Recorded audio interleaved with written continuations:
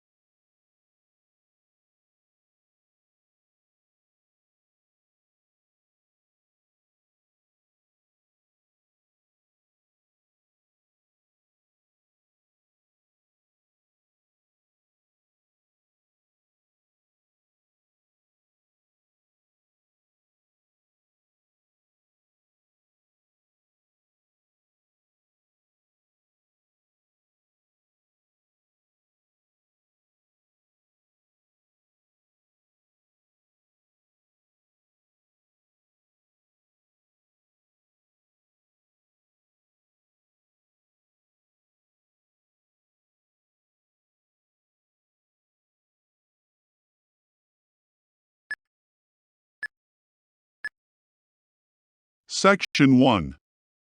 The Emerging Self. Chapter 1. What is self?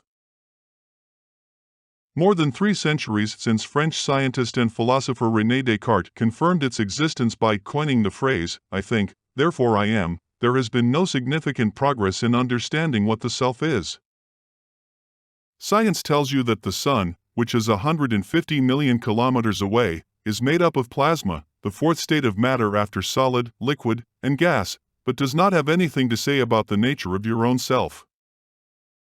The fact that it is not visible, has no mass, no weight, and does not occupy space makes it difficult for science to study its nature and workings.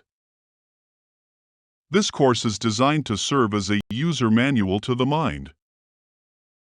It uses what is known as systems thinking approach to scientifically explain what the mind is and how the self emerges out of it based on the logic of natural selection. I have used it to develop dichotomized operating system model, or DOS model for short, which is the first ever functional model of the operating system of the human brain. It is also the first and the only existing account that decodes how the human brain works as a single system. It reveals how the mechanism of consciousness is responsible for the self to emerge and give life to your physical body. The mechanism of consciousness is based on the premise that the process of natural selection has designed the self to make decisions on its ongoing interactions in optimized manner. Such decisions are based on goals of survival and reproduction, which are the core goals of the process of natural selection. The function of consciousness is to optimize the process of making such decisions in multiple ways. Following chapters reveal step-by-step explanation of the mechanism of consciousness and how the self emerges out of it. To summarize, this chapter revealed that the self emerges out of the mechanism of consciousness, which helps the brain optimize its decision-making process in multiple ways based on the optimizing aspect of the process of natural selection.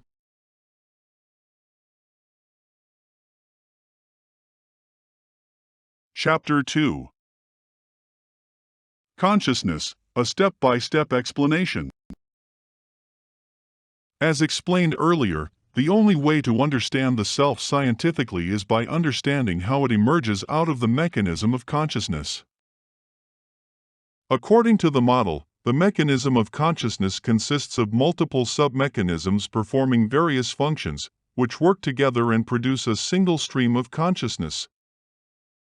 Such multiple sub-mechanisms, each of which is revealed throughout this course, work in ways similar to mechanisms in the visual cortex, which process various visual elements like color, shape, motion, depth, orientation, etc., the result of which is perceived by us as a single coherent image. Forget the understanding that consciousness is a result of multiple sub-mechanisms. It is not even possible for science to detect correlations of conscious experiences with such mechanisms, as they work in different areas of the brain at lightning speeds and serve multiple functions. Following chapters reveal for the very first time the thousands of years old mystery of consciousness. They reveal how each of such sub-mechanisms help the brain optimize the process of making decisions by reducing their quantity and improving their quality in a step-by-step manner, as follows. Note: henceforth, for convenience, instead of calling them multiple sub-mechanisms of consciousness, they will be referred to as consciousness or the mechanism of consciousness. Step 1. Optimizing decisions quantitatively. This step explains how consciousness helps in optimizing the process of making decisions by reducing the quantity of decisions to make, which, as explained earlier, is a result of millions of years of optimization by the process of natural selection. It does such optimization by filtering out information received from ongoing interactions that do not require active decision-making, as follows. Step 1a. Design of the brain. Our brain is designed to process sensory information received from our interactions with information and knowledge that is stored from past interactions on an ongoing basis, which helps it analyze its content. To optimize them, it uses a filtration process to filter such incoming stream of sensory information and its related parts of information, which helps it reduce the amount of information required for decision-making. Next chapter explains how the filtration process works. To summarize, this chapter revealed that one of the functions of consciousness is to optimize the decision-making process by reducing the amount of information required for decision-making.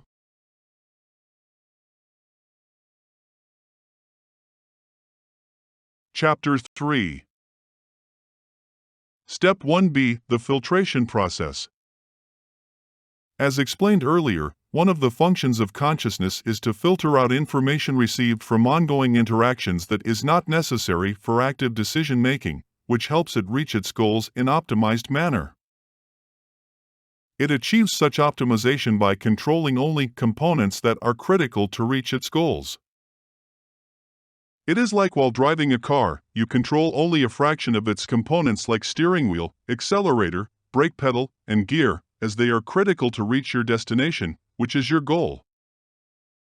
All other components in the car, like pistons, wheels, radiator, etc., which represent non-conscious processing in your brain, do not require your intervention. To optimize the process of making decisions for our ongoing interactions, the mechanism of consciousness scans all incoming sensory information to filter out parts of such interactions that do not require active decision-making, which include 1. Random parts of interactions, for example, a random decision like whether to start walking with left foot or right foot. And 2. Preset parts of interactions based on past experiences like repetitive and condition-based interactions, for example, a decision to stop the car at the red traffic light, which is a condition-based decision. Or hardwired interactions, for example, a reflex like instantly reacting to someone tapping on your back. To achieve the same, the optimizing aspect of natural selection has designed our brain to process such random and preset parts of ongoing interactions automatically, as revealed in the following explanation. If the ongoing interaction contains random parts of interactions, they are processed without any conscious effort, that is, automatically, as they do not require conscious decision-making. Next, it detects and filters out information related to preset parts, that is, repetitive, condition-based or hardwired parts of the ongoing interaction, as they do not require active decision-making, if it exists in the memory. If such preset information exists, the non-conscious part of the brain uses it to process the respective parts of the ongoing interaction automatically, that is, without conscious effort. As the remainder of information received from the ongoing interaction is neither preset nor random, it is treated as new information by the brain. Only such new information received from the ongoing interaction and its related thought processes are flagged as conscious. In other words, we become conscious only of such new information, which is a small fraction of the overall information received from the ongoing interaction. Such filtration optimizes the decision-making process by drastically reducing the amount of information to process. To summarize, this chapter explained how consciousness helps in optimizing the decision-making process by filtering out parts of interactions that are not necessary for active decision-making.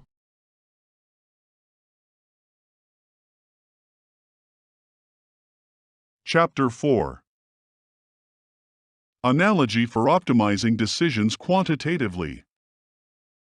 A computer monitor displays information on which a user can intervene to judge and manipulate elements on it in order to reach his goals. All other information that is processed by the computer does not require his intervention. In the same way, information that is flagged as conscious, which is the filtered information we are conscious of, is the information we can intervene on, so we can judge and decide on how to handle our ongoing interactions in order to reach our goals. Rest of the information processing in our brain, which represents non-conscious processing, does not require active decision-making.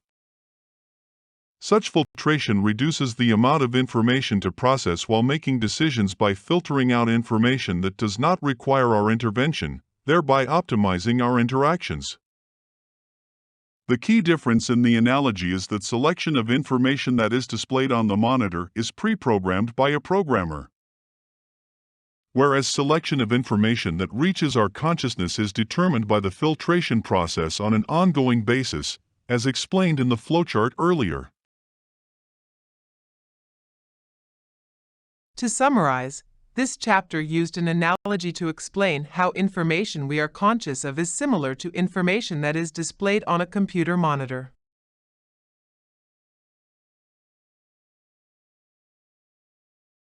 Chapter 5. Step 2. Optimizing decisions qualitatively.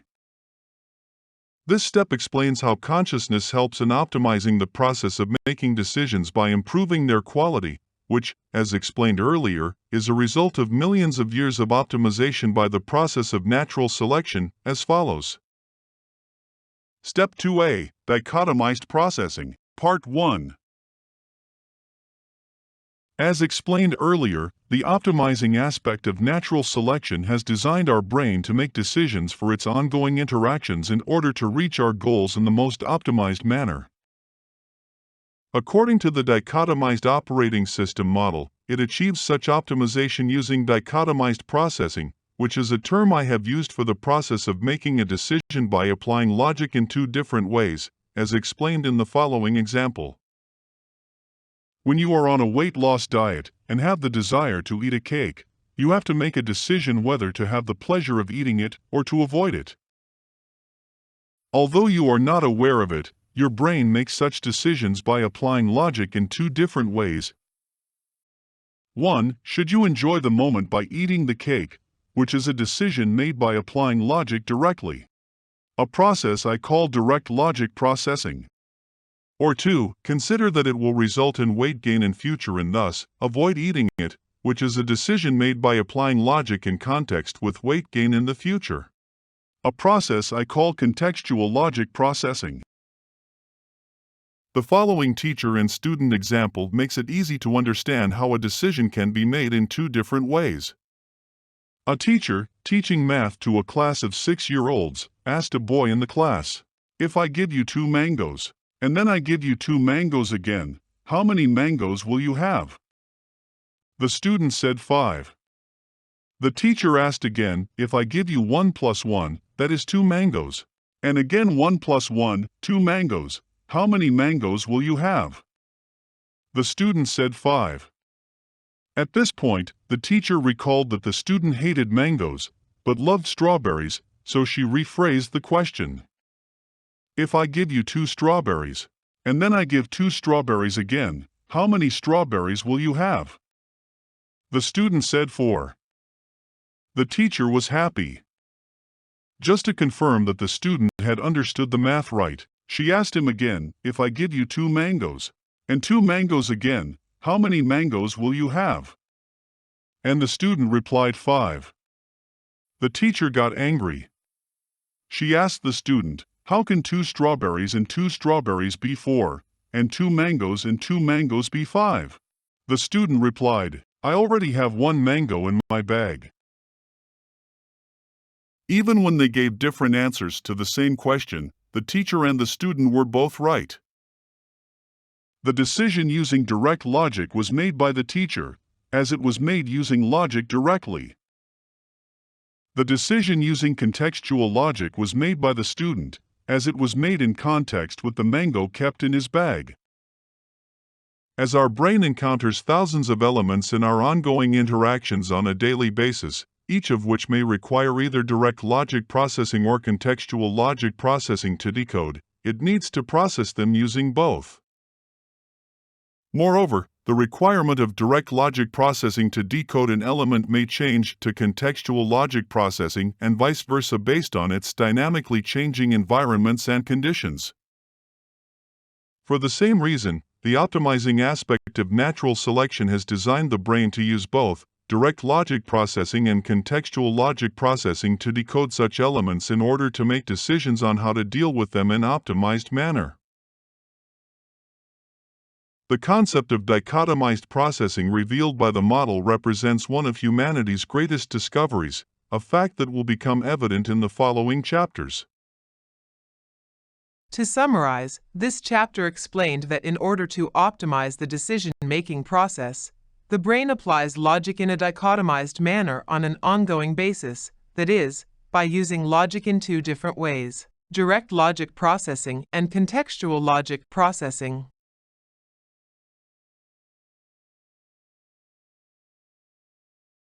Chapter 6.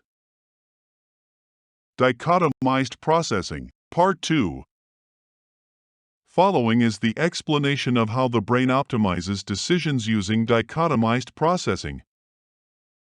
To optimize decisions for its ongoing interactions, the brain makes one or more decisions by processing them with what I call interaction processing system, which is a system in the brain consisting of two subsystems.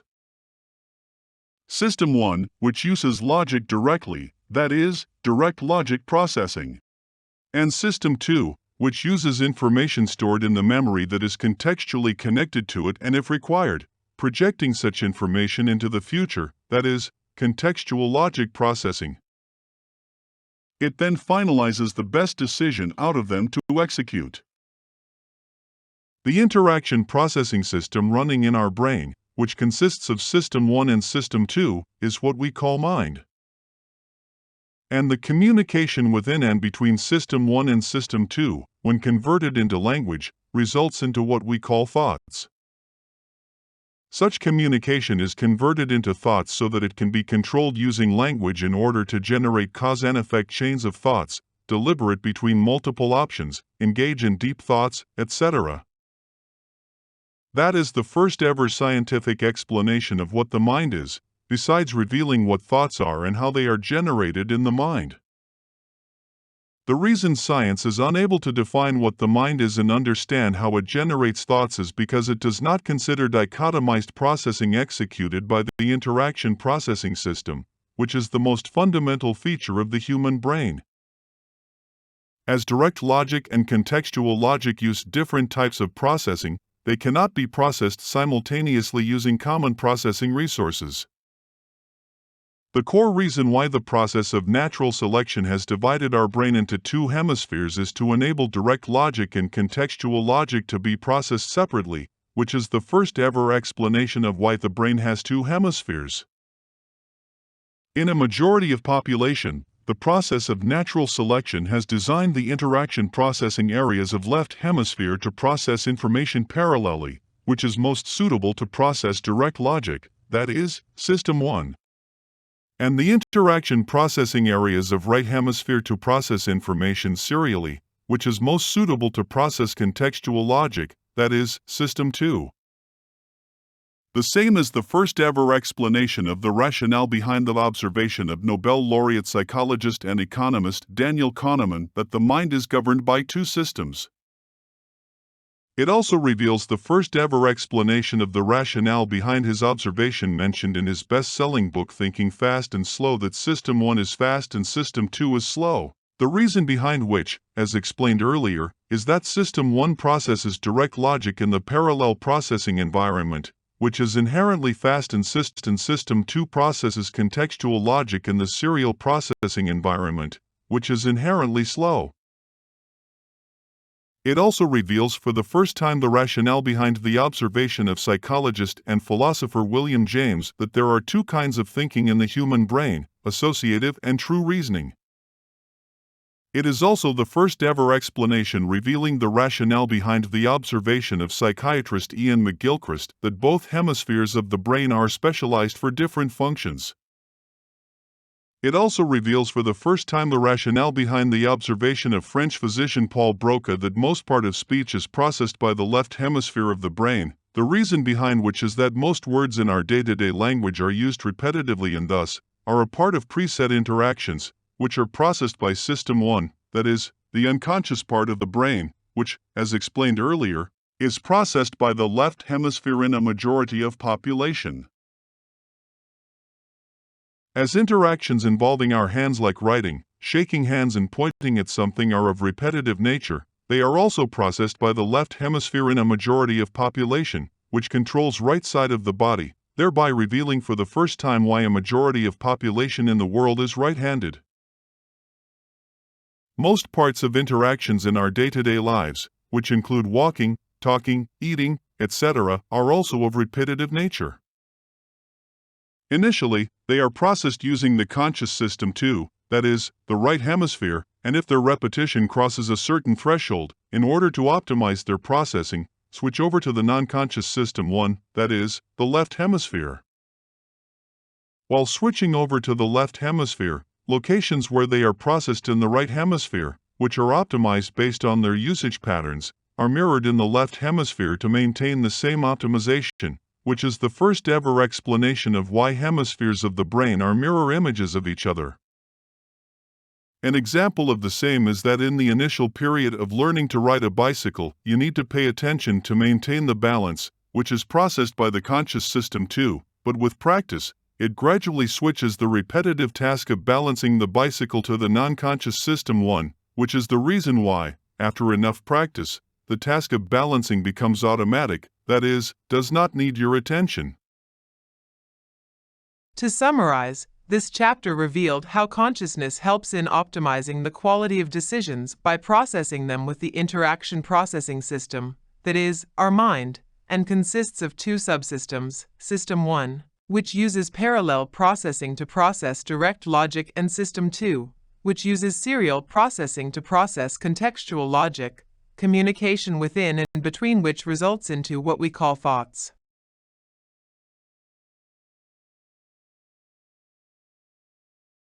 Chapter 7.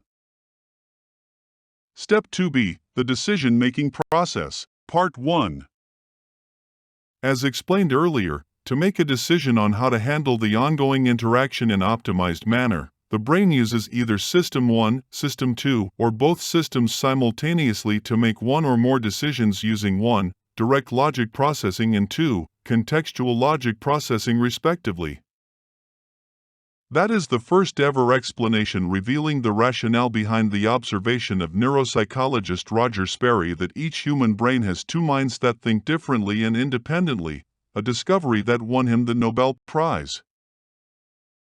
Over many decades, Sperry's observations developed into what is called the left brain-right brain theory, which is the idea that left hemisphere is involved in logical, analytical, objective, detail-oriented, rule-based, etc. processing. The rationale behind which, as revealed by the model, is that all such processing requires direct logic processing, which is processed by System 1, that is, the left hemisphere of the brain.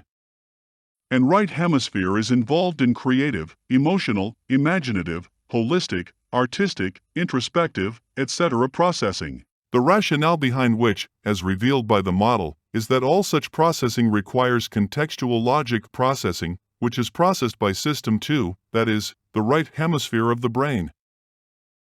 As dichotomized operating system, which is the basis of such distribution, is not known to science, it considers the left brain-right brain theory to be a myth.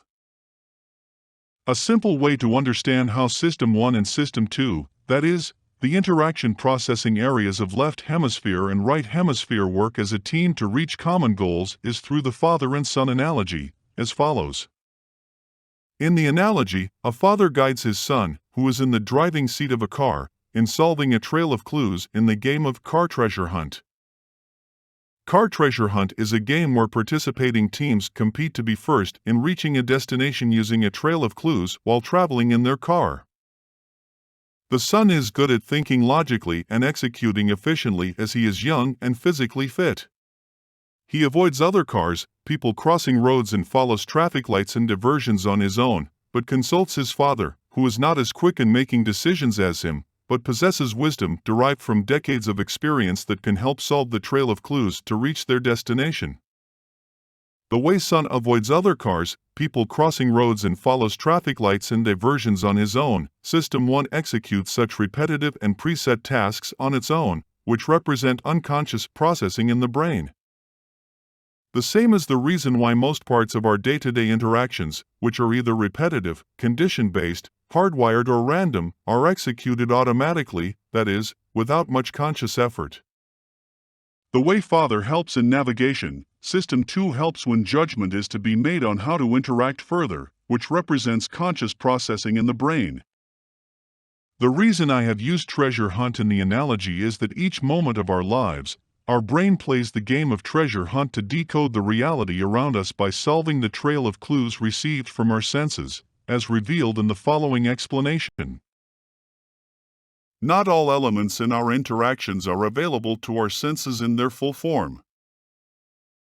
To interact beneficially, our brain decodes them using either System 1, System 2, or both systems to solve clues received from our senses with information and knowledge stored in the memory on an ongoing basis, which is similar to father and son solving the trail of clues in the game of treasure hunt.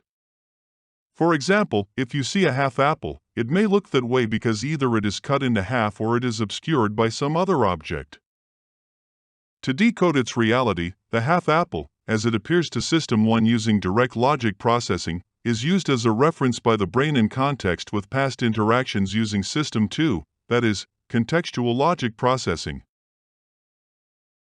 decoding 1. Hundreds of elements encountered in the environment, 2. Simultaneously, 3. In real time, and 4. On an ongoing basis. This way is a highly elaborate process, but we are not aware of it, as being habituated with it since our birth, it becomes extremely fast and automatic, in the way actions of a juggler become fast and automatic on practicing.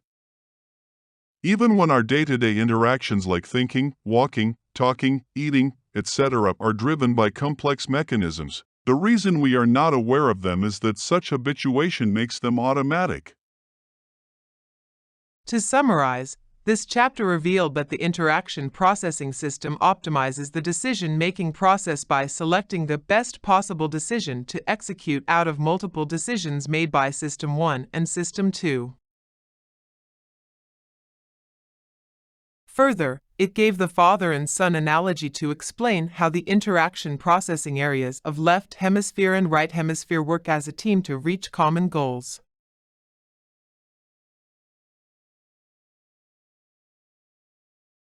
Chapter 8. The Decision-Making Process, Part 2.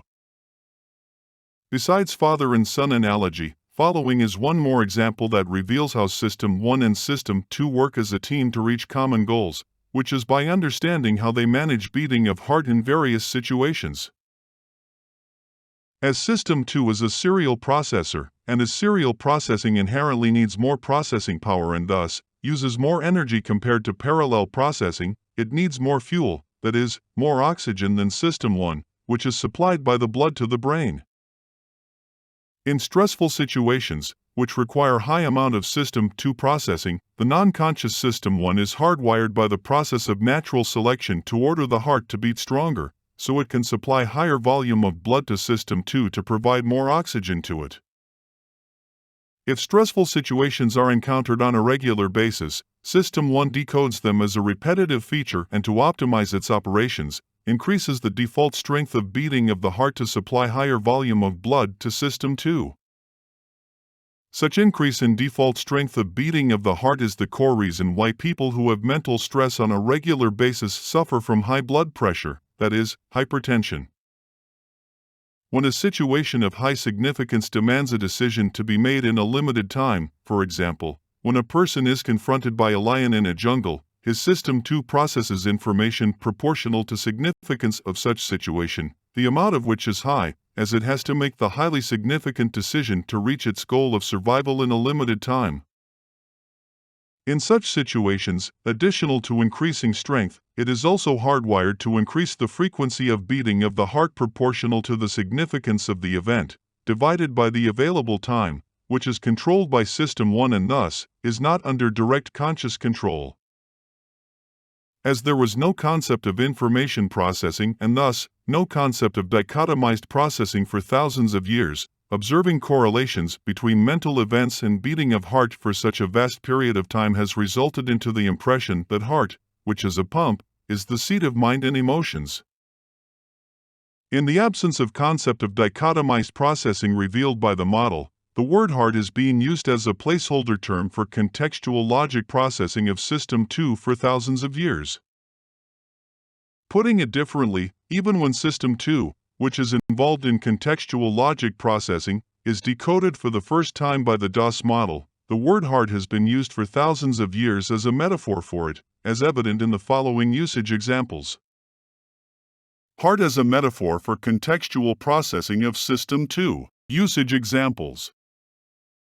My brain says forget him, but my heart says give it another try, which, when decoded by the model, would translate to: the direct logic of my System 1 says forget him, but the contextual logic of my System 2 says there must be a solution through some other context, so give it another try.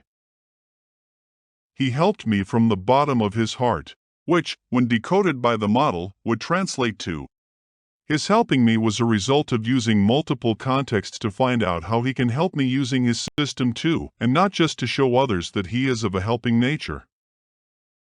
He broke my heart, which, when decoded by the model, would translate to: I had expected that no matter whatever situation my contextual System 2 could contemplate, he would still marry me, which did not happen. Now my confidence is broken. I put my heart and mind into everything I do, which, when decoded by the model, would translate to get the best result, I try very hard using both direct logic processing and contextual logic processing in doing whatever I do. When a person is excited to see or think about someone he loves, his brain uses higher amount of information to process it, and to supply more oxygen, his system 1 makes his heart beat faster. As beating of his heart is controlled by system 1 based on how significant that person is to him, and his system 1 is not under his direct conscious control, frequency of his beating heart is considered to be a true indicator of how significant that person is to him, that is, how much he truly loves that person. That is the first ever explanation of why heart is used as a symbol of love. To summarize, this chapter revealed that besides father and son analogy, another way to understand how System 1 and System 2 work together as a team to reach their common goals is by understanding how they manage beating of heart in various situations.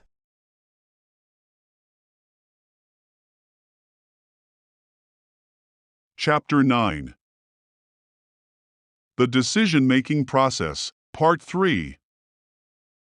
Following is an example of a decision-making process which uses both direct logic and contextual logic processing. If you are interacting with a person who appears to be a good person based on his behavior, but is not so based on your past experience with him, your System 1, using direct logic, will conclude that he is a good person based on his behavior, whereas your System 2, using contextual logic, will evaluate the person in context with the past experience before finalizing the decision on how to interact with him. This way, the interaction processing system, that is, the mind, enables the brain to optimize its decision-making process by selecting the best possible decision to execute out of multiple decisions that are made using both direct logic and contextual logic processing. Besides human decision-making, the interaction processing system also benefits non-living systems that make decisions, like computers, control systems, robots, etc., as they are all programmed by the human mind. Even in systems with artificial intelligence, the core programming is done by humans. Decisions made by them are based on such core programming, which is not the case with the brain. Decisions made by the brain originate in the brain itself, which can also be held responsible for making them. That brings us to the most important question.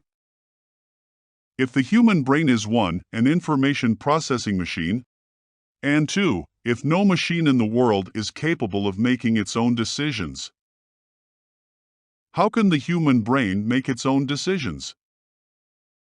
And how can it be held responsible for making them?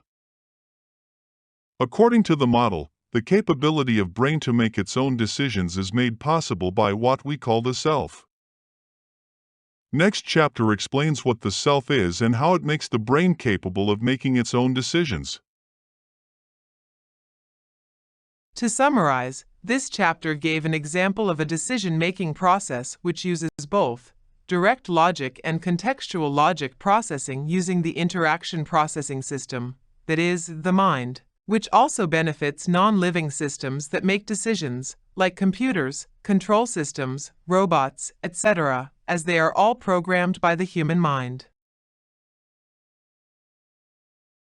It also posed the question that if the human brain is an information processing machine and if no machine in the world is capable of making its own decisions, how can the human brain make its own decisions?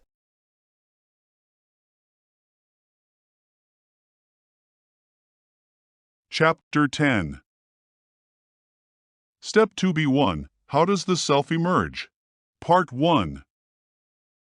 As explained earlier, the brain uses either System 1, System 2, or both systems to make one or more decisions using direct logic processing and contextual logic processing respectively on how to handle ongoing interactions and then finalizes the best one out of them to execute.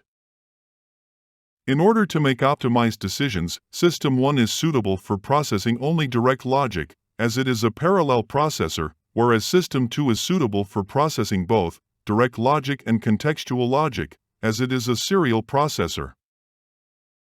Based on the same, System 2 is qualified to evaluate decisions made by both direct logic processing of System 1 and its own contextual logic processing, and thus is qualified to judge and finalize on which decision to execute.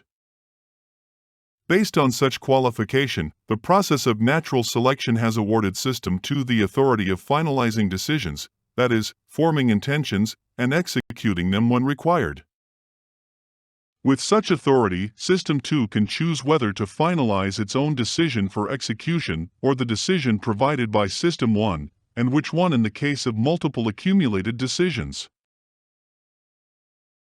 If you assign authority for decision-making to a person, he becomes an agent for decisions made under such authority.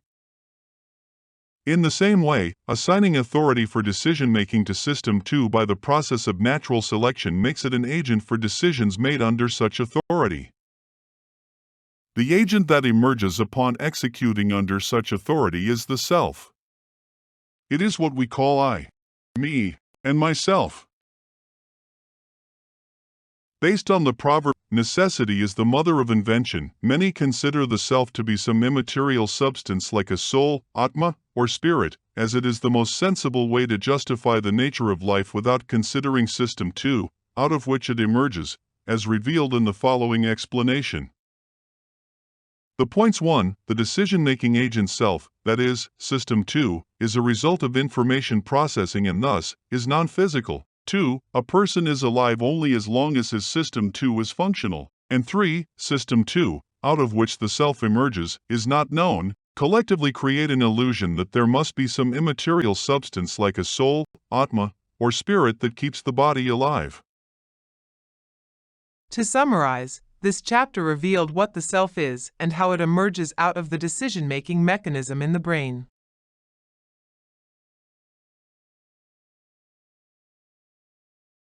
Chapter 11. How does the self emerge? Part 2. As System 1 helps System 2 with its non-conscious processing to reach their common goals, it is the non-conscious counterpart of the self, that is, the unconscious self. Processing of all our interactions is distributed between System 1 and System 2 as follows. Interactions that are processed by System 2 are what we call driven by our conscious mind.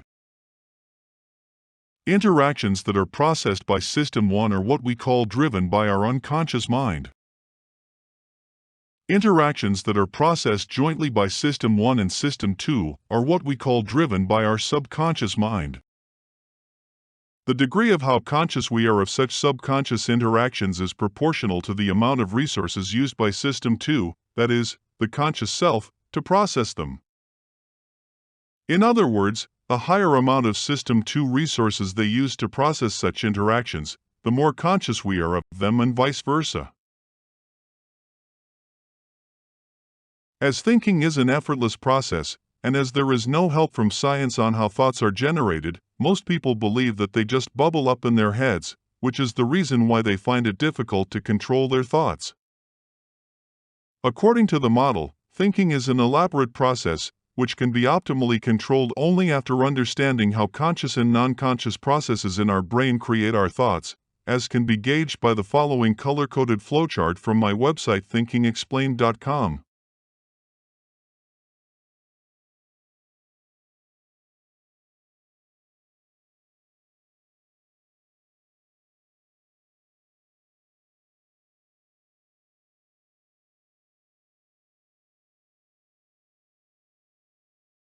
Together, System 1 and System 2 form the non-conscious and conscious counterparts of the self respectively, except when in sleep state, which is when both of them are required to work in non-conscious mode to jointly process housekeeping functions in the brain. Based on the same, it can be derived that the agent we call self resides in the brain. That is the first ever explanation of the system that creates the component of ego discovered by Austrian neurologist Sigmund Freud in his theory of psychoanalysis. According to Freud's theory, id is the primitive and unconscious part of the human mind, which is analogous to System 1. Superego is part of our mind that makes us aware of what is right and what is wrong, which is analogous to System 2.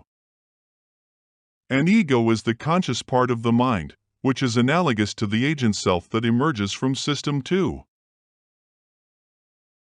Based on Freud's theory of psychoanalysis, the id and superego are in constant conflict with each other, where ego serves as a mediator between the two, in the way the self mediates between System 1 and System 2 in the DOS model. Following is a popular example of his theory of psychoanalysis, as decoded by the DOS model.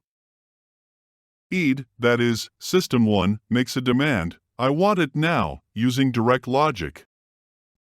To which superego, that is, System 2, responds, "You cannot have it, it is not right," based on certain context.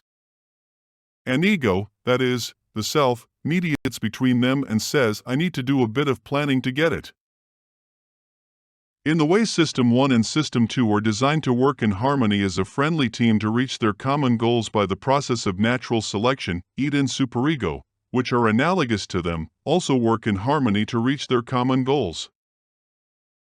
Freud believed that id and superego are in constant conflict with each other, which results in anxiety.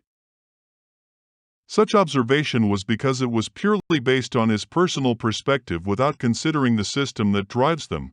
The way concept of sunrise only exists as a person's personal perspective. In the way reality of sunrise can only be understood by viewing it from the system point of view, that is, from the solar system point of view, realities of Freud's id, ego, and superego can only be understood by viewing them from the dichotomized operating system point of view revealed by the DOS model. As the self is designed to fulfill the goals of survival and reproduction, and as most parts of such goals are achieved by our body, our physical body is considered to be a part of our non-physical self. That explains how our mind, that is, the interaction processing system, is related to our body, thereby resolving hundreds of years-old mystery of what is known as the mind-body problem, which is about understanding how mind and body, which are believed to be two different types of substances, relate to and interact with each other. It is also the reason why we call parts of our body as parts of ourself, even when our body is physical and our self is non-physical. To summarize, this chapter explained how conscious, unconscious, and subconscious states of mind work.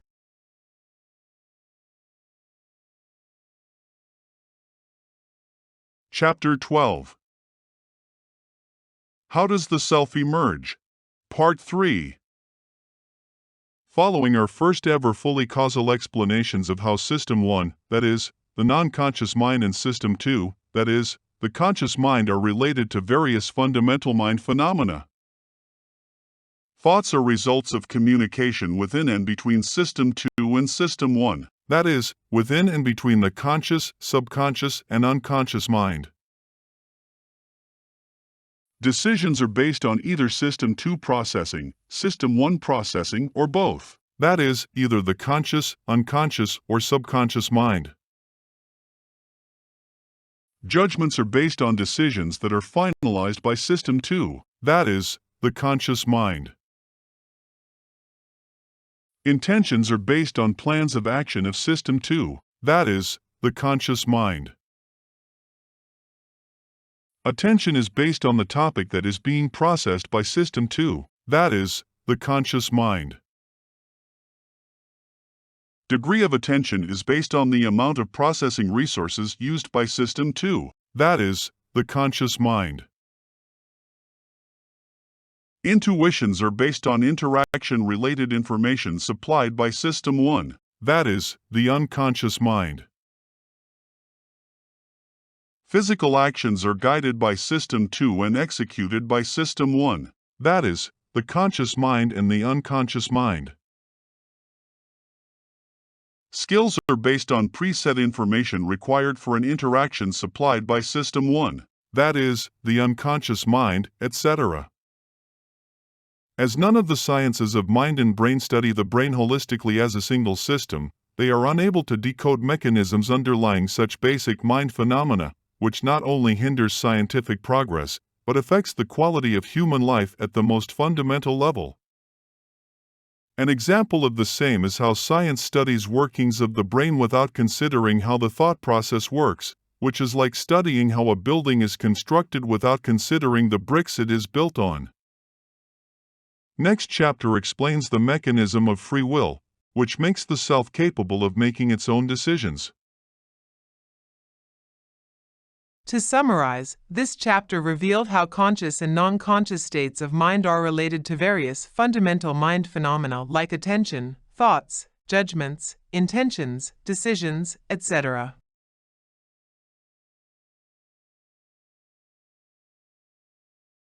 Chapter 13. Step 2C, Mechanism of Free Will. This chapter reveals that if the brain is an information processing machine, what makes it capable of making its own decisions when no other machine in the world is capable of making them? According to the DOS model, the optimizing aspect of natural selection has awarded self the capability of making its own free will decisions. What is free will? Free will is our capability to make our own decisions and execute them when required. It is based on the idea that we had the capability to make decisions other than what we had made in the past and thus are responsible for making them. It is the same capability that could have let you decide to watch a movie instead of enrolling for this course. Its significance to mankind can be gauged by the fact that other than natural causes, almost everything that has ever happened or is happening to anybody or anything in the world can be attributed to the ability of making free will decisions. Following is the first ever explanation of the mechanism of free will. A mechanism that gives our mind the capability of making its own decisions. A mechanism that is at the core of all human intelligence.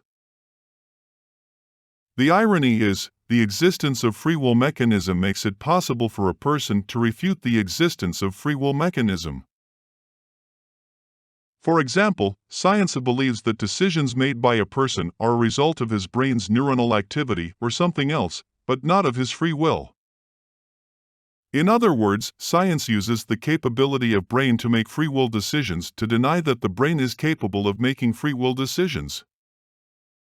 Such view is typically based on 1. Not having the understanding of the nature of self, which can not only make free will decisions, but can also be held responsible for making them.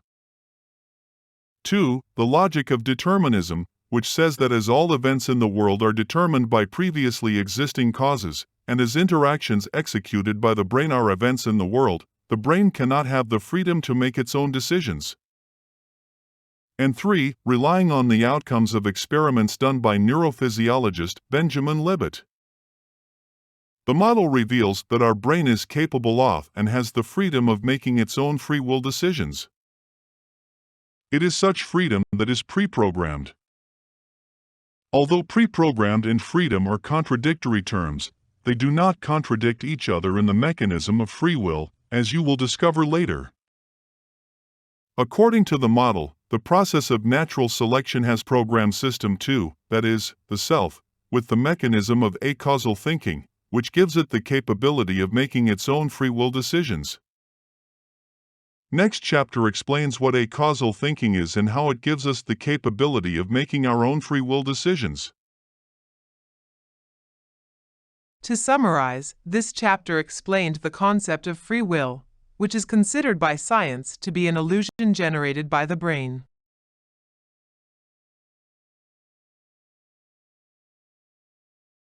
Chapter 14. Step 2C1, Acausal Thinking. We use cause and effect thinking to make decisions using, as explained earlier, information and knowledge we have gained in the past and, when necessary, by projecting them into the future. Putting it differently, we make decisions for our current and future interactions using a chain of cause and effect thoughts based on past experiences, current situation, and future projections. For example, if he comes, I'll go with him. My pen is broken, I'll buy a new one. If I do this, that may happen, in which case, I'll do that, etc. Based on such chains of cause and effect decision-making, it is pretty much fixed what decision we will make given a particular set of circumstances. If such cause and effect decision-making is hardwired in our brain by the optimizing aspect of natural selection, it is not possible for us to consider anything other than what such basic pattern of thinking offers while making decisions. Based on the idea that it is not always possible for a person to make the best set of decisions to reach his goals, such a limitation can be disadvantageous. With such fixed pattern in decision-making, there would not be much room for a person to improve and optimize his decisions. As a remedy, the optimizing aspect of natural selection has programmed System 2, that is, the self, to replace a link, which I call a causal link, in the chain of its typical usage of cause and effect thinking for its interactions, which is not based on its antecedent cause, that is, its original cause, as and when it finds it necessary. The process of replacing a causal link in the chain of cause and effect thoughts this way is what I call a causal thinking, which is used by System 2 for various purposes to add flexibility to its thought processes, which helps it optimize its decision-making skills. For example, it uses a causal thinking to evaluate a situation, where it selects a decision it finds suitable for evaluation using an alternative link, that is, a causal link, in the chain of cause and effect thoughts by either executing it or projecting it and comparing its outcome with the expected one. Following example makes the same easy to understand. If a child keeps going to the kitchen and you suspect that the cause of his going there is to fetch chocolates from the fridge, with the help of a causal thinking, you can remove them from the fridge and see if he still goes there. If he stops going, you can conclude that he was going there for chocolates. If he continues, one thing you can conclude is that he was not going there for chocolates. Such a causal thinking helps the self optimize its interactions, while optimizing its decision-making capabilities and knowledge related to such interactions stored in the brain. It promotes creativity by freeing the self from the confines of the perfectly valid, but rigid way of its typical usage of cause and effect thinking. It is the first ever fully causal explanation of the rationale behind physicist Albert Einstein's quote, "I never made one of my discoveries through the process of rational thinking." A causal thinking is also used when a person either wants to optimize his interactions or has problems in recalling, recognizing, or conceptualizing the content, meaning, nature, structure or flow of an interaction, for which he may need to deliberate or experiment on it, for example, to analyze trends. It is also used for social purposes, an example of which is a person choosing to execute a suitable causal decision to fail someone's expectations, which also helps him in reducing his own predictability. It is the very freedom we use when we feel like doing something just for the heck of it. It is the basis of subjective feeling of freedom and ownership we have while making our decisions. However, science believes that there is no such thing as free will, and the feeling of freedom and ownership we have while making decisions is the result of our brain fooling us into believing that we are the ones who make decisions. According to the model, the simple reason we have the phenomenon of pain is because free will exists, as revealed in the following explanation. To defeat possibility of ignorance offered by the capability of making free will decisions to System 2, that is, the self, in the cases of damage in the body, the optimizing aspect of natural selection has designed the mechanism of pain. It works by System 1 alerting System 2, that is, the self, about the area of damage on a continuous basis, while compelling it to resolve such damage by holding its communication as ransom until it is resolved, thereby helping in the goal of survival, which is one of the core goals of the process of natural selection. This way, the interaction processing system offers best of both worlds: 1. Freedom in making decisions provided by the mechanism of free will, and 2. Constraint in such freedom when necessary using the mechanism of pain. Pain is the simple proof that free will exists. If there were no free will, there would be no such thing as pain. To summarize, this chapter explained the concept of acausal thinking, which helps the self become capable of making its own free will decisions.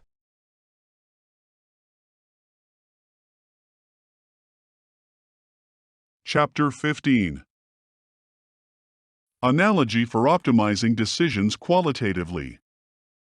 Consciousness is like a playground that gives freedom enabled by the skateboard of free will on which the self can roam around freely in order to make decisions on how to handle ongoing interactions. To summarize, this chapter used a graphical analogy to explain how consciousness helps in optimizing the quality of decisions.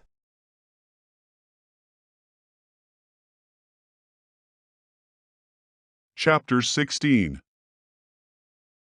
Development of the self. To conclude what is revealed until now, human brain is a decision-making machine designed by the process of natural selection. The role of consciousness is to aid the brain in optimizing the process of making decisions for its ongoing interactions in multiple ways. The agent we call self emerges out of the decision-making mechanism, which makes optimized decisions for its ongoing interactions using the mechanism of free will and executes them when required. This chapter explains how the self develops by revealing how it processes and stores information to gain knowledge and skills, how it develops personality, which guides us on how to deal with our ongoing interactions, and how it develops empathy, which helps us think from other people's points of view.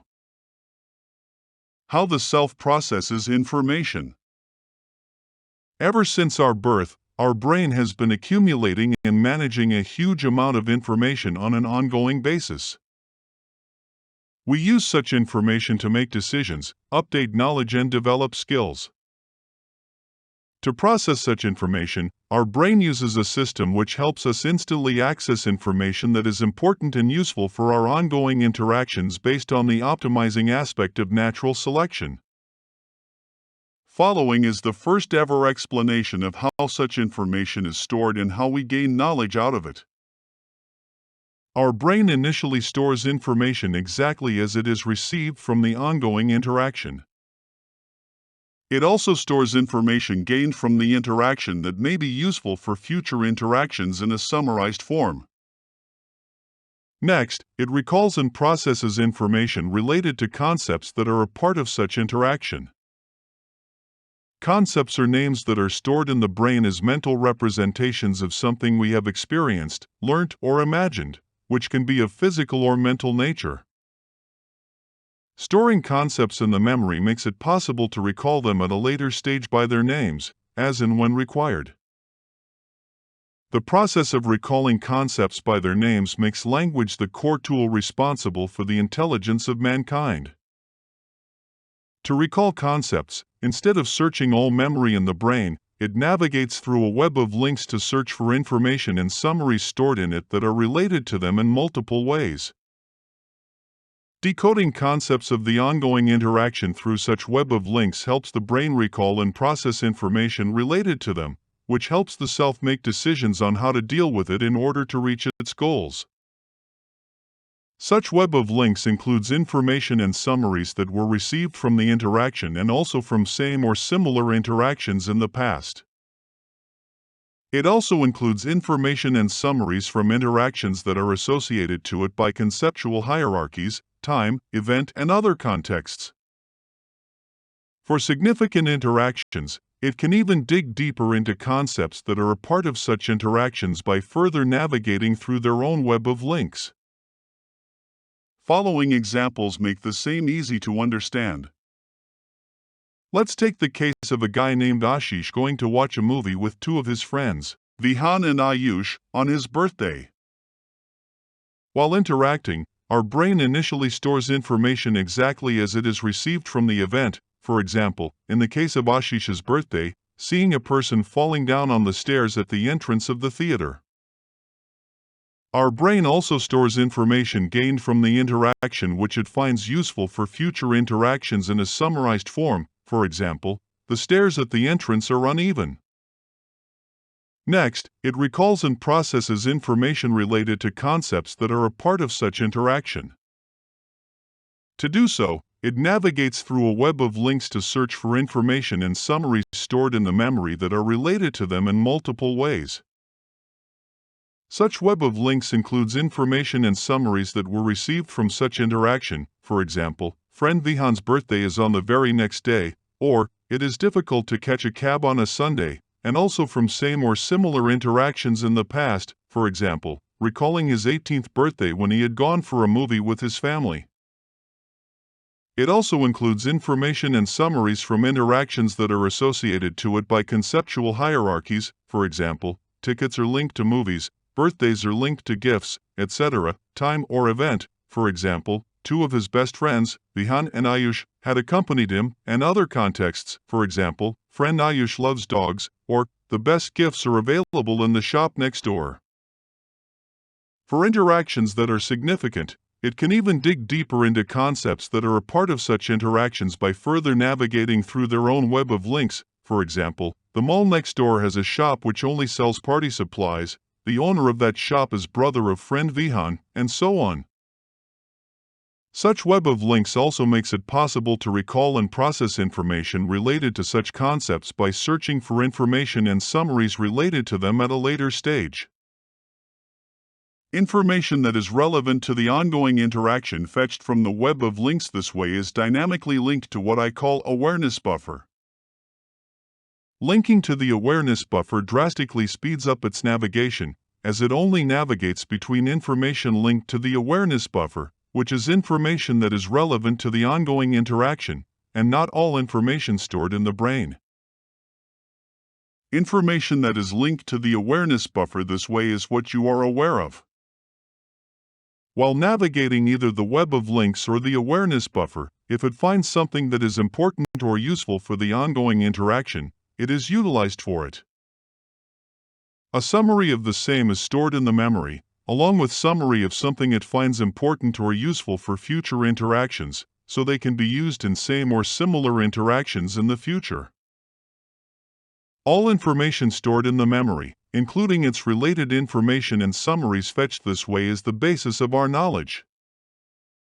The scope of web of links that was navigated to find information and knowledge related to the ongoing interaction covers all information and knowledge that is stored in the brain. It is so large, it's hard to imagine how the brain manages such a vast amount of information without the system of web of links revealed by the model. Attention. The information that is being processed by your system 2, that is, your conscious self, is the information you are paying attention to. To optimize its operations, the process of natural selection has designed a mechanism I call attention rescaling mechanism that manages information and knowledge that is relevant for the ongoing interaction to be instantly accessible for recall, as follows. Design of the human brain is not developed on a preconceived plan or a blueprint. It has evolved over millions of years in a gradual manner based on the process of natural selection. Such development has enabled the brain to transit from using lower amount of resources in a smaller-sized brain in earlier generations to higher amount of resources in a larger-sized brain in succeeding generations, an ability it has retained that helps it optimize its interactions. It does such optimization by rescaling the amount of System 2 resources that are used to process them using the attention rescaling mechanism. The mechanism is based on the premise that the more processing resources your System 2 uses to process an interaction, the more attention you are paying to it, and vice versa, as revealed in the following explanation. The attention rescaling mechanism enables System 2, that is, the conscious self, to evaluate, if required, with the help of non-conscious System 1, how significant the ongoing interaction is to your goals, proportional to which it allots the amount of resources to process it. The same translates to higher amount of System 2 processing resources being allotted to interactions when their significance is high, that is, paying more attention to significant interactions, which offers more comprehensive processing, whereas lower amount of System 2 processing resources being allotted when their significance is low, that is, paying less attention, which saves time and energy. An analogy of rescaling of processing resources is like having a digital camera with an image sensor that is capable of steplessly scaling up to 50 megapixel sensor for a higher resolution image. or steplessly scaling down to 2 megapixel sensor for a lower resolution image on demand. An example of the same is when you hear news about something, System 2, with the help of System 1, evaluates its significance. If it detects it to be significant for you, for example, news about a road accident very close to your house, based on the rationale that it may involve someone close to you, it allots proportionally higher amount of resources to process it more comprehensively, that is, pays more attention to such information proportional to its significance. Allotting higher amount of resources to process information related to the ongoing interaction this way, that is, by paying more attention to it, also stores it in proportionally higher amount of memory resources. As the amount of processing resources of an interaction is proportional to its significance to us, it results in interactions that are more significant to us to be stored in higher amount of resources, making them more accessible, and thus easier to retrieve from the memory compared to others. Putting it differently, the brain makes information that is more significant for us to be proportionally more accessible and thus easier to retrieve from the memory, which makes it easier to recall when compared to information that is not significant for us. As the search is limited to the web of links and not all information stored in the brain, it is possible to quickly retrieve such relevant information. An analogy for searching such web of links for relevant information is like opening doors of multiple rooms to find out if anything relevant is there behind those doors. Pupil dilation. While allotting higher amount of processing resources for more comprehensive processing of significant interactions, the process of natural selection has also programmed pupils of the eyes to reflexively dilate, that is, become larger.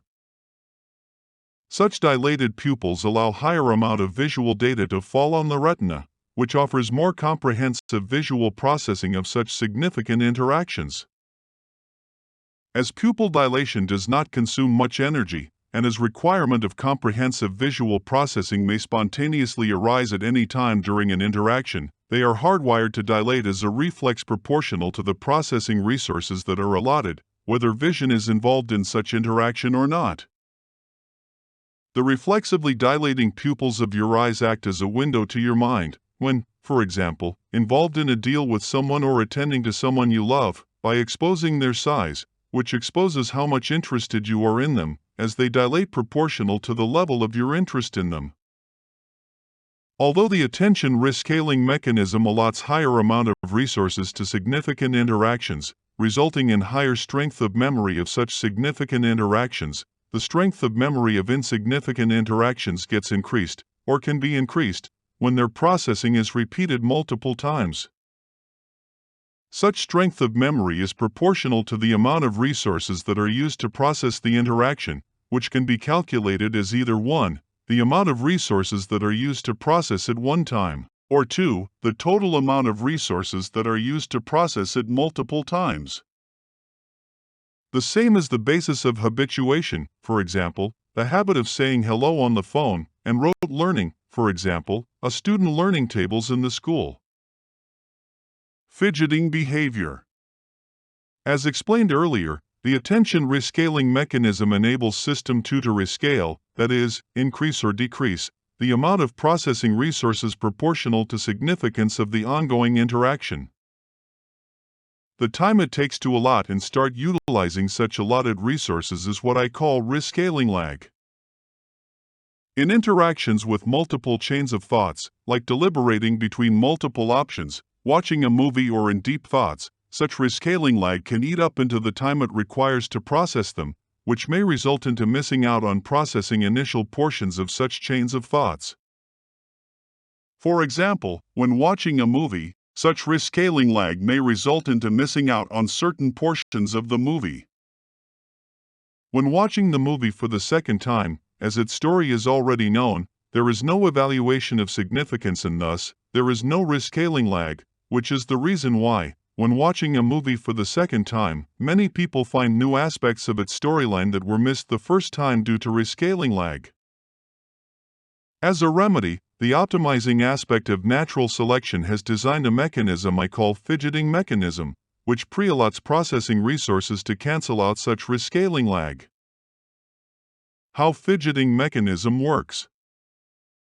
To cancel out the rescaling lag, the mechanism initiates execution of a simple and repetitive physical task like shaking legs, biting nails, twirling hair, or other fidgeting behavior and puts it on standby. As it is simple and repetitive, it does not need conscious intervention to execute it. Doing so allots a certain amount of processing resources to such repetitive task. Whenever System 2, that is, the self, evaluates the ongoing interaction or its parts to be of high significance and requires more resources to process it more comprehensively, it outsources it to System 1, which switches resources utilized for such repetitive task to such significant interaction outsourced by it. Switching of processing resources from repetitive task to significant interaction this way saves time it takes to allot and start utilizing resources required to process such interaction. Putting it differently, the fidgeting mechanism pre-allots processing resources to a simple and repetitive task. It then switches processing of such resources to the part of ongoing interaction outsourced by System 2 when required, thereby saving on the rescaling lag. As the mechanism is not known to it, science treats such behavior as negative behavior, for example, as a result of anxiety, stress, boredom, etc. It is analogous to the process of a clutch, which engages the drivetrain of a car to a running engine. Although it is not known to science, canceling of the rescaling lag is the core reason why people have habits like chewing gum, smoking cigarettes, etc. Such activities are used to pre-allot processing resources by the fidgeting mechanism to optimize their day-to-day interactions.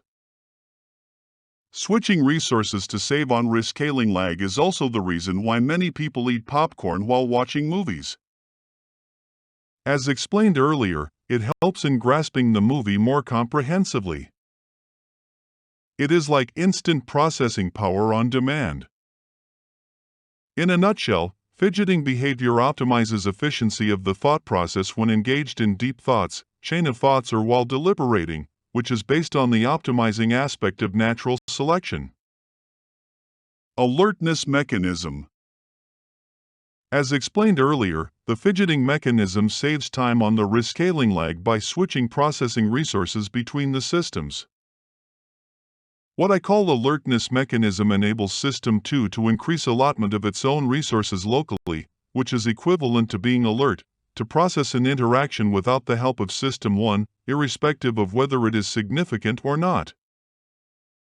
In other words, the alertness mechanism enables System 2, that is, the self, to pay more attention to an interaction by allotting more of its own local resources to process it, even if it is insignificant to the person. It does so in anticipation of interactions that are highly time-critical to save time taken in switching processing resources between the systems by the fidgeting mechanism, for example, when you are confronted by a lion in a jungle, as that is when you have to make the highly significant decision to reach the goal of survival in a limited time. Putting it differently, its function is same as the fidgeting mechanism, but as it allots resources locally in System 2, it saves time taken by the fidgeting mechanism in switching resources between the systems. Meditation. Although its purpose is not being alert, the alertness mechanism also plays a role in the practice of meditation, where System 2 becomes alert, that is, restrains the thought process by focusing attention on a simple task which uses high amount of processing resources, the reason for which is revealed in the following explanation. As it is a serial processor, System 2, that is, the self, is limited to process only one task at a time. Based on such limitation, it is hardwired by the process of natural selection to optimize its operations by processing thoughts continuously on an ongoing basis, which results into attention being continuously drifting between various thoughts and topics. Although it is designed for optimizing interactions to make the most out of the time available, those who do not know the reason behind such continuously drifting thoughts treat it as a negative feature and call it mind wandering or monkey mind. All types of meditation techniques work in a similar manner, that is, by using high amount of System 2 processing resources like focusing attention on a simple task, for example, the process of breathing, scanning different sections of the body, repeating a word, phrase, mantra, etc. They also have add-on rules and methods that differentiate them from each other, but as long as meditation is concerned, they are of little or no consequence. Regular practice of meditation using high amount of processing resources increases the power of concentration, which is also experienced subjectively by meditators.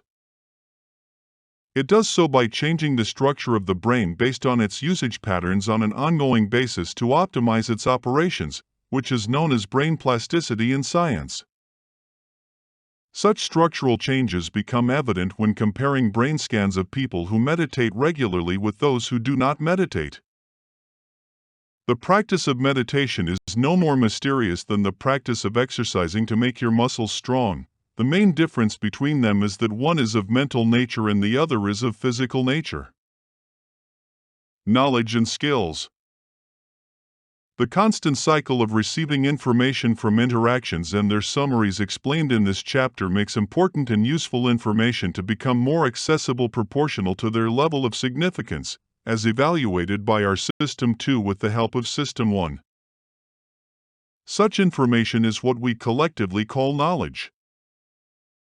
The constant cycle also optimizes our interactions by storing information about processing and executing repetitive parts of interactions in System 1, which is our non-conscious self, through habituation.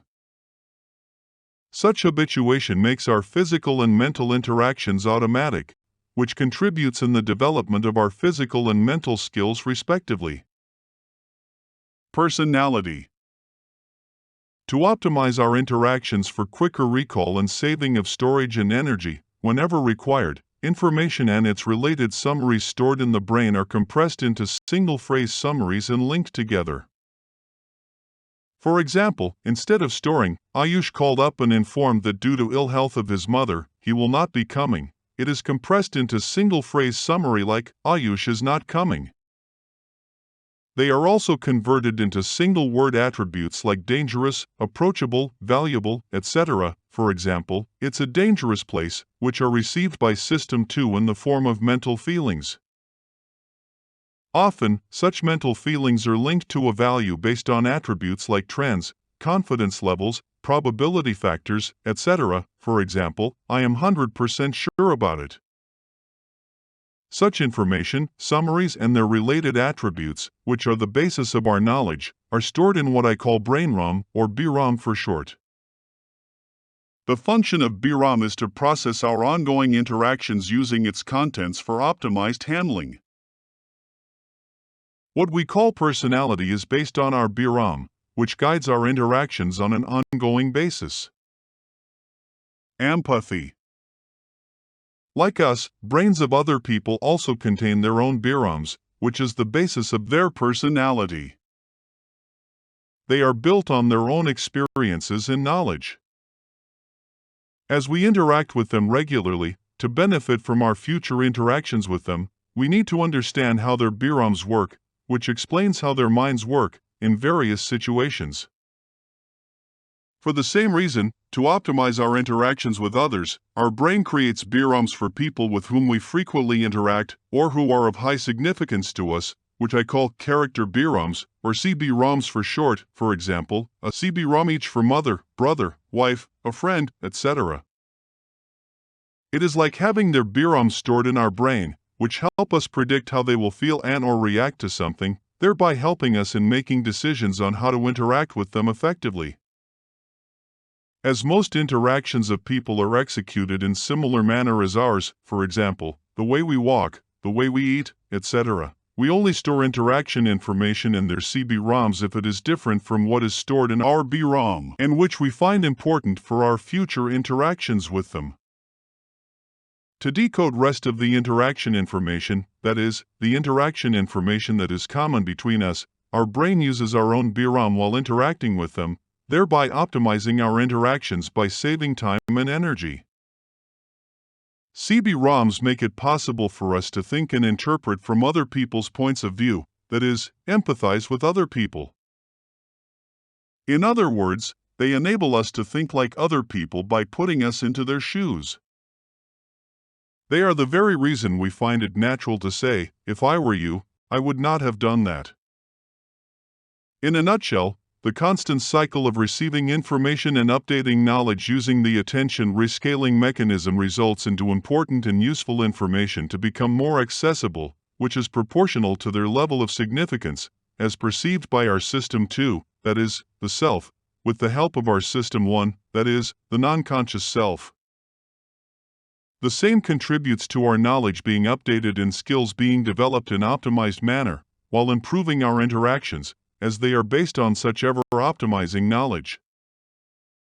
The resulting information and knowledge gained by navigating the web of links is stored in our VIHAAN, which is the basis of our personality. To benefit from interactions with others, our brain develops CD-ROMs for them, which help us think and interpret from their points of view. If you find what is explained until now familiar, it is not because you have heard or read about it somewhere. It is because you experience it every day. Without the help of dichotomized operating system model, it is not possible for science to explain the most fundamental topics like how our brain manages information to gain knowledge and skills, which contribute to the development of our personality and how we gain understanding of other people's minds. To summarize, this chapter explained how the self develops knowledge, skills, personality, and empathy.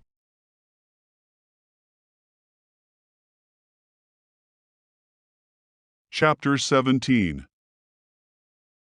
Dichotomized intelligence. As revealed until now, whether it is physical interaction or mental, one has to deal with it in a dichotomized manner, that is, using direct logic processing and contextual logic processing. That gives birth to what I call dichotomized intelligence, that is, two types of intelligences. 1. Direct logic intelligence, which is a product of direct logic processing of System 1, and 2. Contextual logic intelligence, which is a product of contextual logic processing of System 2. The reason IQ tests are not a reliable indicator of intelligence is that they measure a person's intelligence based on memory, pattern recognition, logical problem-solving skills, etc., which are mostly based on direct logic intelligence and not a good indicator of the overall intelligence of a person, which includes contextual logic intelligence. Based on the same, it is possible for a person with a high IQ level to attain high academic success, but still grapple with interactions of his daily life, as daily life interactions need both direct logic intelligence and contextual logic intelligence. Development of both intelligences. The power of direct logic intelligence is based on the strength and speed of direct logic processing, whereas the power of contextual logic intelligence is based on the strength and speed of contextual logic processing.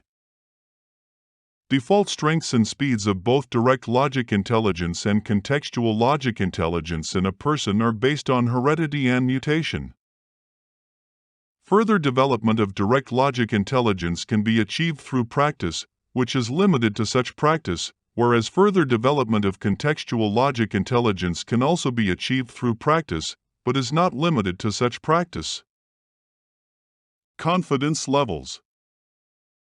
According to the model, the confidence level of a person is the combined result of System 1 confidence and System 2 confidence. A person with System 1 executes interactions with less hesitation while making decisions, which offers higher confidence level when compared to a person with System 2, as he has multiple contexts to contemplate, that is, more options to choose from, which is not the case with a person with System 1.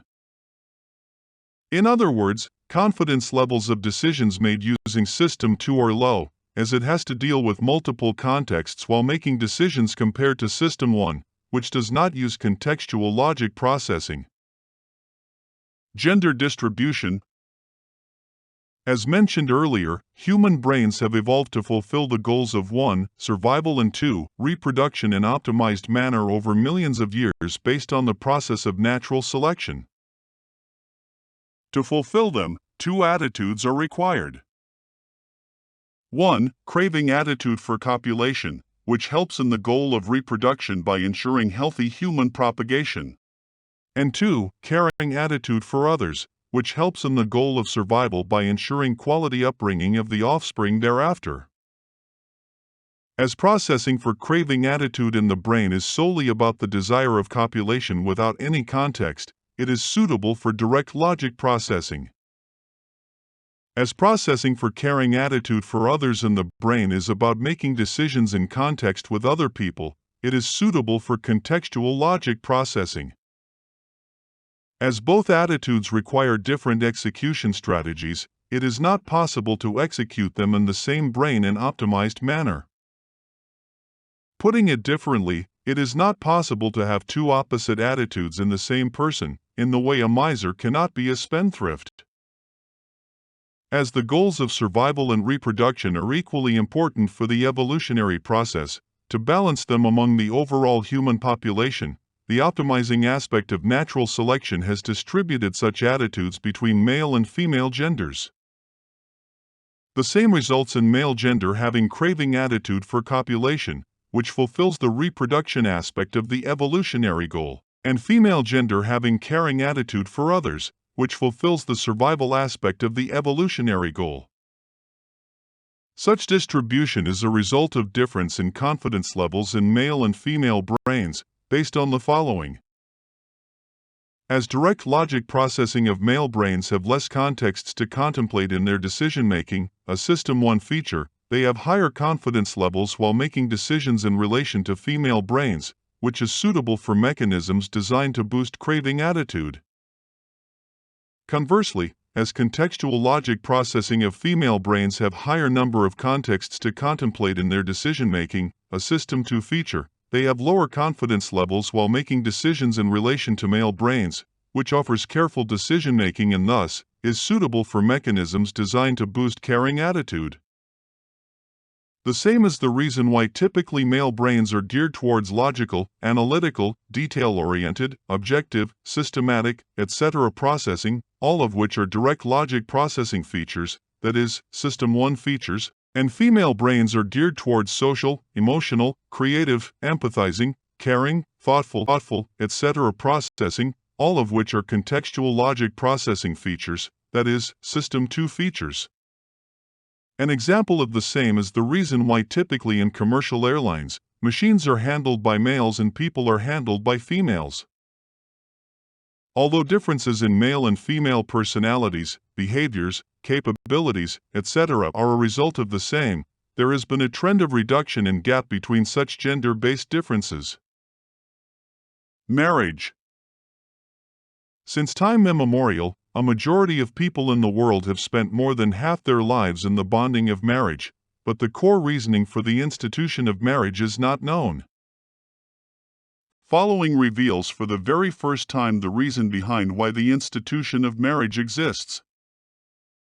With qualities of craving attitude in male brains satisfying reproduction aspect of the evolutionary goal, and caring attitude in female brains ensuring survival aspect of the evolutionary goal, males may haphazardly copulate with multiple females, leaving little or no support for their offspring. It is beneficial for those responsible for the offspring to enter into a bond to optimize their care, which can also address other aspects of caring, for example, earning livelihood, which cannot be optimally done while personally taking care of the offspring. The institution of marriage is designed to optimize such fundamental goals of the evolutionary process. Monogamy. If a person marries multiple partners, the possibility of clash between such multiple partners and their offspring may fail the purpose of providing good care to them. To further optimize goals of the evolutionary process, the system of monogamous marriage is followed. Pregnancy. Caring attitude for others in females and craving attitude in males is the reason why the evolutionary process has awarded pregnancy to the female gender and causing it to the male gender. Craving for copulation in males is also the driving force behind rapes and violence against women. To summarize, this chapter explained how our mind is driven by dichotomized intelligence, that is, two types of intelligences, direct logic intelligence and contextual logic intelligence, and how and why they are distributed between genders.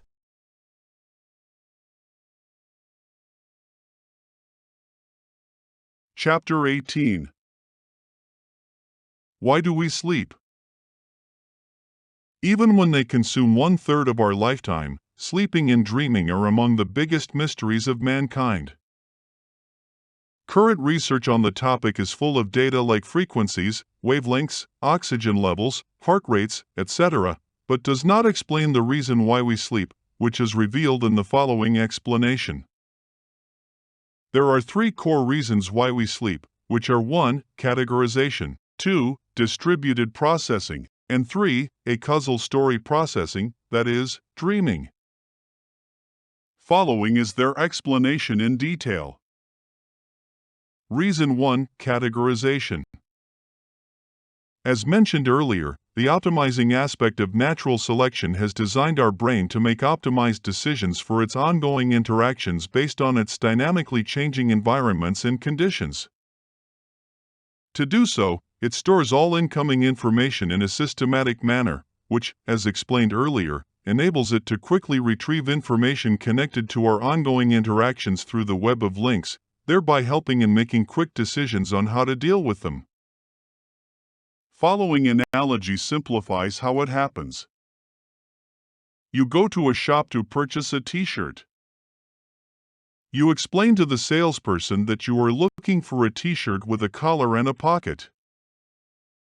All clothes in the shop are arranged in the racks systematically by their types and sizes. Because of such systematic storage, instead of going through the entire collection of clothes, the salesperson just needs to navigate through the racks using such classifications, speeding up the process of fetching the t-shirt of your choice. In the way the clothes are stored systematically, our brain stores all incoming information systematically. As explained earlier, while interacting, it navigates through the web of links to search for information and summaries stored in the memory that are related to the ongoing interactions in multiple ways and links them to the awareness buffer. Linking to the awareness buffer drastically speeds up navigation of information that is related to the ongoing interaction. In the t-shirt analogy, the t-shirts that are kept on the table for you to select from is analogous to the information we are aware of, and the t-shirt you are paying attention to is analogous to what we are conscious of. That explains the difference between awareness and consciousness, which are often used interchangeably by many. As information gained by our brain keeps accumulating on an ongoing basis, the accuracy of categories and hierarchies where it is stored becomes more and more significant for its efficient execution. As the brain is always busy processing information, storing information from such ongoing interactions in precise categories and hierarchies in real time is not possible. Storing information in precise categories and hierarchies requires dedicated processing resources. To accomplish the same, the brain allots a time slot for such processing, which is when System 2, that is, the self, switches to internal processing mode, that is, when a person goes to sleep.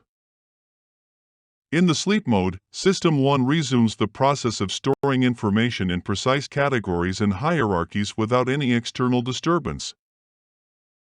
Following analogy makes the same simple to understand. You are moving to a new house. You have engaged movers and packers to pack and transport your belongings to the new house. In the new house, they place the items in room-wise locations. Once they finish their work and leave, you begin placing each item in the exact location where it is supposed to be. In a similar manner, information from your daily interactions is stored in general categories and hierarchies in your waking hours. Once you go to sleep, that is, when your System 2 goes into standby mode and switches to internal processing, your System 1 resumes the process of classification to store it in precise categories and hierarchies without external disturbance from the sensory system. As the information keeps accumulating in the brain on an ongoing basis, Even a small error in categorization can snowball and make interaction processing highly cumbersome on the long run, which is one of the reasons why sleeping is a must. Reason 2: Distributed processing. To recall what is explained earlier, our brain is designed by the evolutionary process to make optimized decisions, which it achieves by processing them in two different ways, that is, by using direct logic processing and contextual logic processing. As it is possible for direct logic processing to 1. Pause and resume its processing by saving and retrieving the result of data that is being processed, and as it can be 2. Driven non-consciously, System 1 resumes processing of such direct logic processing data in the sleep state without any disturbance from the conscious System 2, that is, the self, as that is when it is switched to internal processing mode to serve it, that is, to serve System 1. In the sleep mode, it resumes such processing by prioritizing parts of interactions it has evaluated as significant, either consciously or non-consciously, to reach its goals. Our daily interactions use a high amount of direct logic processing, which is distributed over a period of days in multiple sleep and wake cycles by pausing and resuming, and thus are cumulative. If such interactions are not processed in the sleep state due to lack of sleep, the brain's processing can become highly cumbersome, which is another reason why sleeping is a must. In sleep mode, System 2 helps System 1's direct logic processing with contextual logic processing as and when necessary, thereby adding contextual logic processing to sleep processing. Such processing is the basis of the idiom "sleep on it," an example of which is when we say, "It is a tough decision, I'll let you know tomorrow, let me sleep over it." It is possible for result of such processing to influence the acausal story processing stage, that is, the dream stage, which is explained in reason number 3. As the load of categorization and distributed processing keeps accumulating throughout the waking hours in the daytime, the earlier a person goes to sleep, the lesser load of information his brain has to process, the better it performs. Following such better performance, when he wakes up early, his brain is more efficient, which gives him more time to take on the next day's interactions. The same is the first ever fully causal explanation of the rationale behind Benjamin Franklin's quote, "Early to bed and early to rise makes a man healthy, wealthy and wise." It is also the reason why we feel fresh on waking up in the morning. According to the model, categorization and distributed processing stages are the reasons why memories get stronger in sleep, which is known as memory consolidation in sleep studies, as repeating processing of any information improves its memory. Reason 3: Acausal story processing, that is, dreaming. We all love watching movies and hearing stories.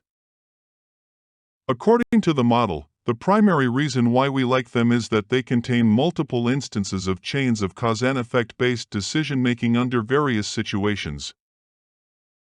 Engaging in such chains of cause and effect based decision-making enriches our thought processes by adding flexibility to them, thereby helping us in optimizing our decision-making skills.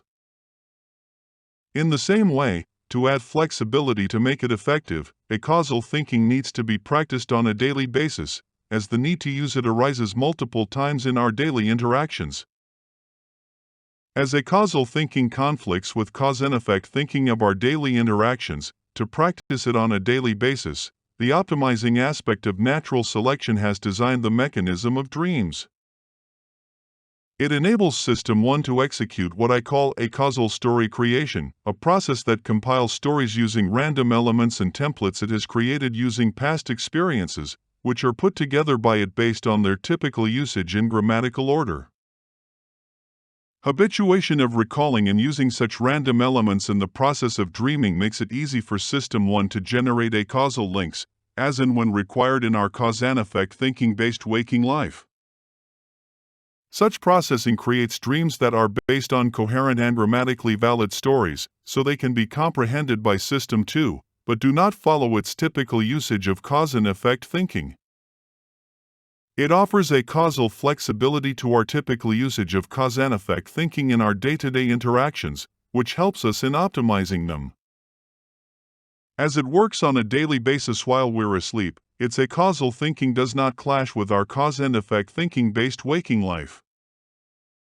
As the benefit of recalling and using random elements to compile stories for the process of dreaming is to be utilized by the non-conscious System 1 in our daily interactions, there is no requirement and thus, no effort done by System 2 to memorize them based on the optimizing aspect of natural selection.